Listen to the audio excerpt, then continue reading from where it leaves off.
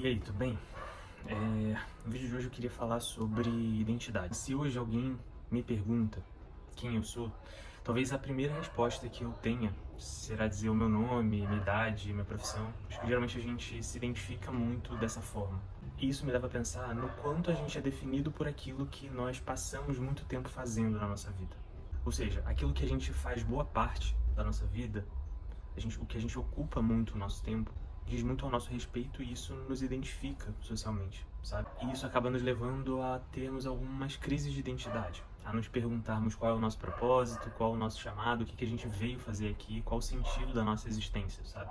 Passar mais tempo com o Senhor, fazendo devocional, estudando mais a palavra, na companhia de Jesus, ou seja, estar menos rodeado de muitas pessoas e ocupar o meu tempo sozinho com o Senhor, lendo a palavra, meditando e, enfim, buscando mais a face do Senhor, tem me proporcionado a buscar e entender certas coisas, sabe? E eu tenho pensado assim, se nós perdermos tudo aquilo que nós temos e tudo aquilo que nós somos, quem a gente seria no dia seguinte? Jesus, ele trocou a identidade de Pedro num determinado momento, sabe? No livro de Lucas, capítulo 5, aconteceu que Jesus ele recrutou os primeiros discípulos. Jesus avistou, os pescadores no barco e um deles era Pedro, que atendia pelo nome de Simão na época. Jesus ainda não tinha trocado o nome dele. Os pescadores estavam cansados de terem trabalhado exaustivamente, não terem conseguido pescar nada, e Jesus orientou que eles lançassem a rede de novo. O mais interessante nessa passagem não é só o fato de eles terem conseguido pescar muito, mesmo depois de terem passado uma noite inteira sem pescar nada, só com o poder da palavra. O mais interessante dessa passagem definitivamente não é isso, pelo menos a meu ver. O mais interessante nisso tudo é quando Jesus diz a Pedro: isso que foi feito aqui, esse milagre, não é nada diante daquilo que eu tenho para você. Ou seja, Jesus ele troca a identidade de Pedro. Você larga as redes, larga tudo isso daqui e me segue, porque eu não quero te fazer simplesmente um pescador, mas eu quero te fazer um pescador de homens, um pescador de almas. No primeiro momento, Pedro pede que Jesus se afaste dele porque Pedro se considerava indigno, Pedro se considerava pecador demais para estar na presença de Jesus. E olha que interessante, olha que sensibilidade Jesus teve, nesse momento. E Jesus fala: Pedro, não tenha medo, eu vou te fazer pescador de homens. Então, nessa passagem, a gente consegue compreender o verdadeiro caráter de Jesus.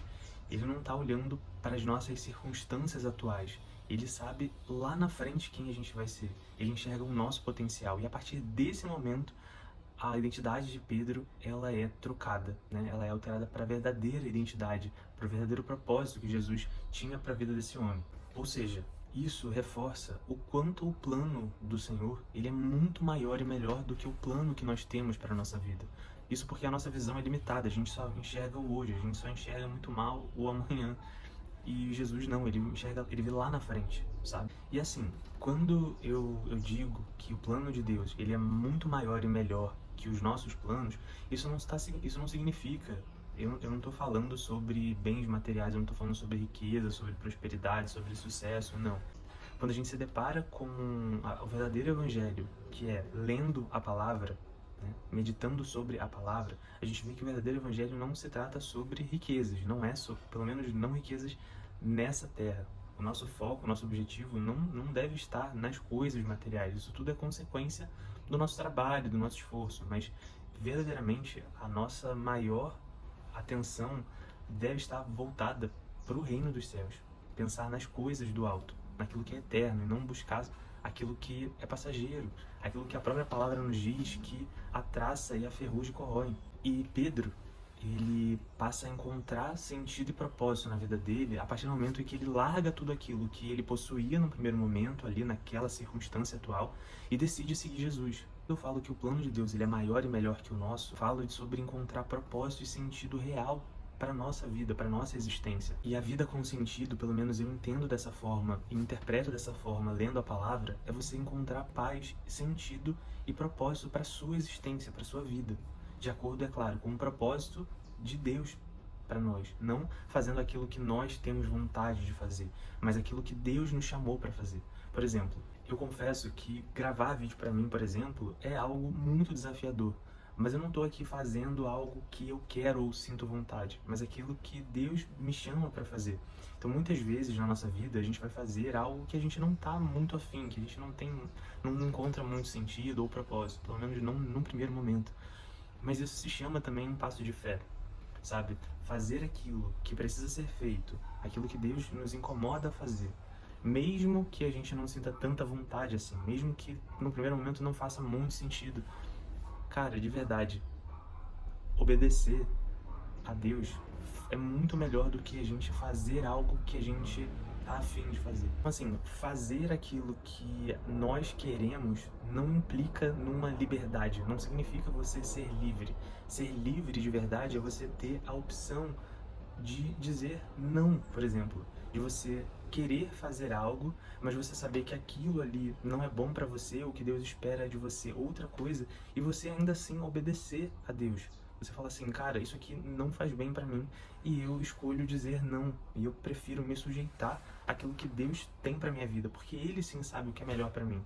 Em Romanos 8:28, Paulo vai dizer o seguinte: sabemos que todas as coisas cooperam para o bem daqueles que amam a Deus, daqueles que são chamados segundo o seu propósito. Ou seja, todas as coisas cooperam para o nosso bem, desde que, a gente tem uma condição aqui, desde que a gente ame a Deus. Ou seja, amar a Deus sobre todas as coisas é nos sujeitarmos à vontade dele. Não significa fazer a minha vontade primeiro, fazer o que eu quero. Não, então eu vou fazer aqui o que eu quero e... Não, amar a Deus significa a gente colocar as nossas prioridades, as nossas necessidades em segundo plano e atender aquilo que Deus quer para nossa vida. Quantas vezes eu já me coloquei num lugar em que eu acreditei em muitas mentiras do diabo, que eu não era suficiente, ou que eu não era capaz, ou que de repente a vida estaria melhor sem mim, de que não fazia sentido eu estar vivo, e muitas vezes, de verdade, assim, me perguntar o que eu ainda estava fazendo aqui nessa terra, sabe? A gente não deve acreditar nisso.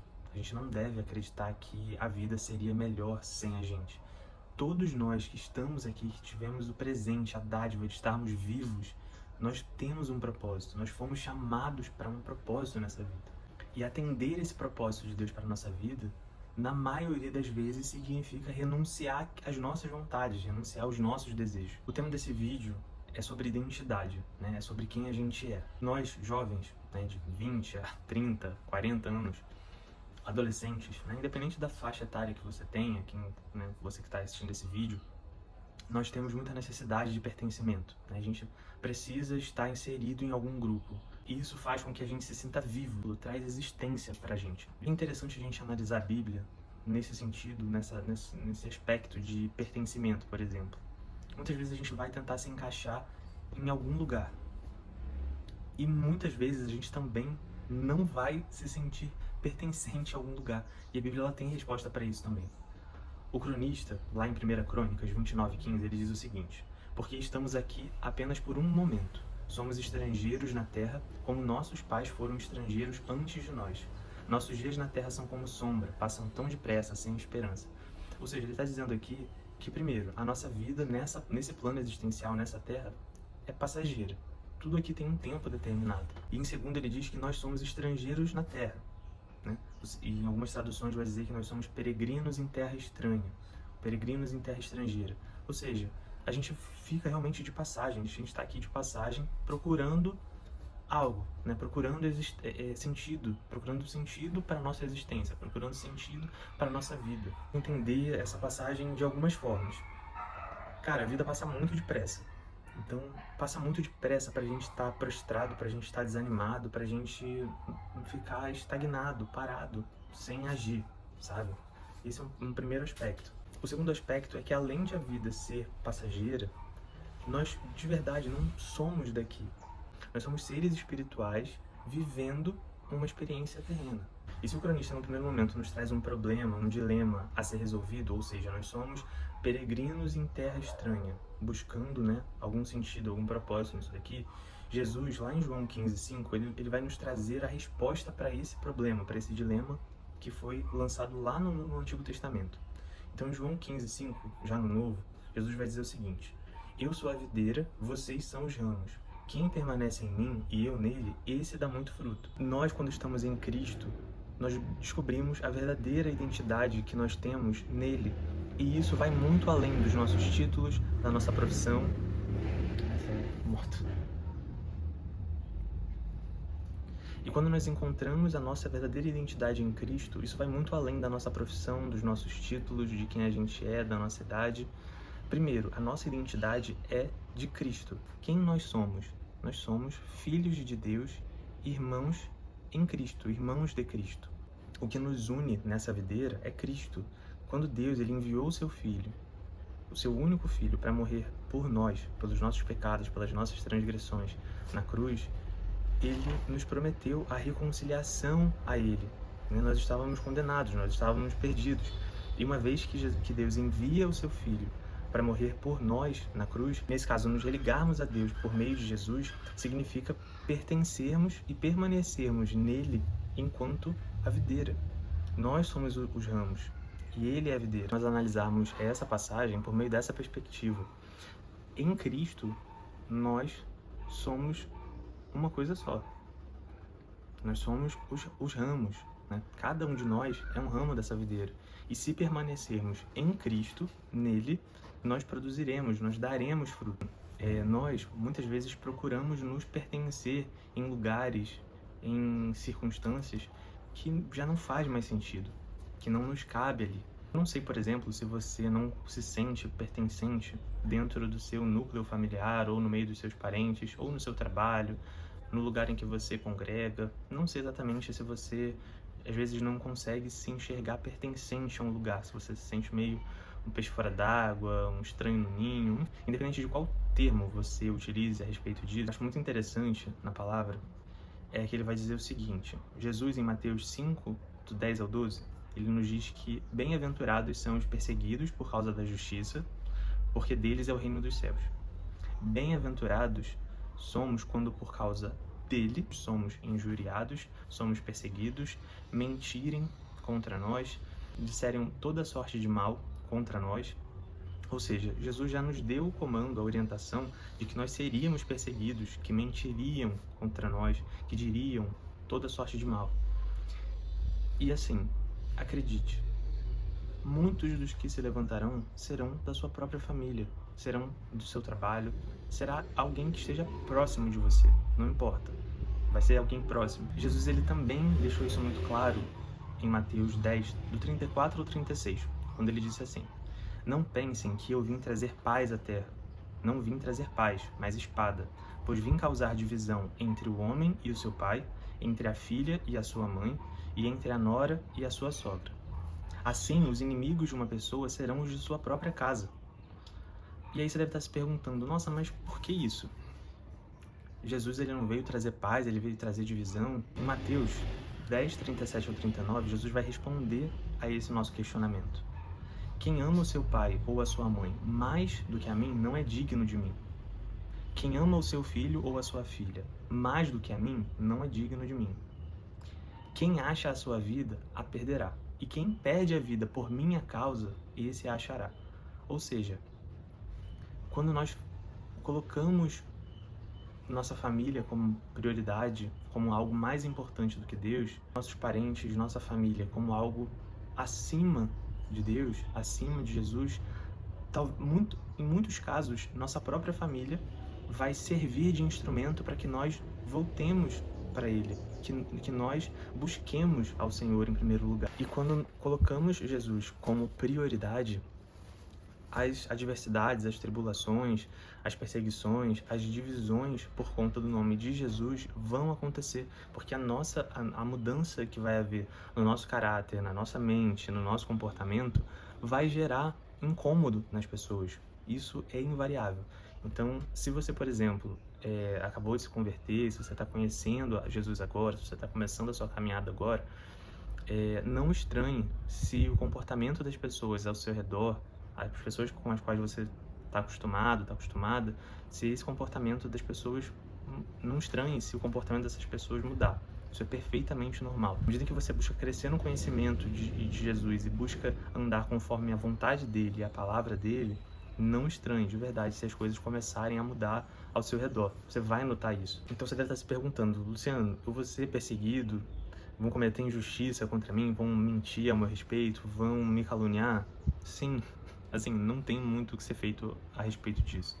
E a boa notícia é que nós devemos nos firmar e nos apegar à boa parte dessa palavra, que é: bem-aventurados os perseguidos. Ou seja, Jesus ele começa essa passagem dizendo que nós seremos bem-aventurados se formos perseguidos em razão do nome dele. Bem-aventurado quer dizer feliz, abençoado, bendito. Ou seja, se você é perseguido, se você é caluniado, se você é injuriado por conta do nome de Jesus, você não tem que se sentir triste por isso ou desanimado. É mais um motivo para você se alegrar com isso.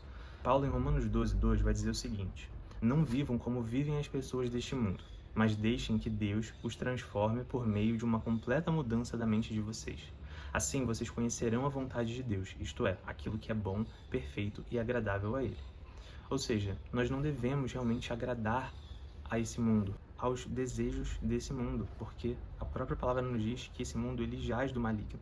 Então a gente deve buscar compreender a vontade de Deus para a nossa vida, compreender os propósitos de Deus para a nossa vida e buscar fazer a vontade dele e não a nossa. Buscar fazer a vontade de Deus e não a do mundo. E deixar que Deus nos transforme por meio de uma completa mudança de mente significa nós nos alimentarmos da palavra e deixar que a palavra transforme a nossa mente e o nosso entendimento. E por último, a reflexão que eu te proponho a fazer hoje é: se Jesus te chama a largar as redes e segui-lo hoje, quem você é?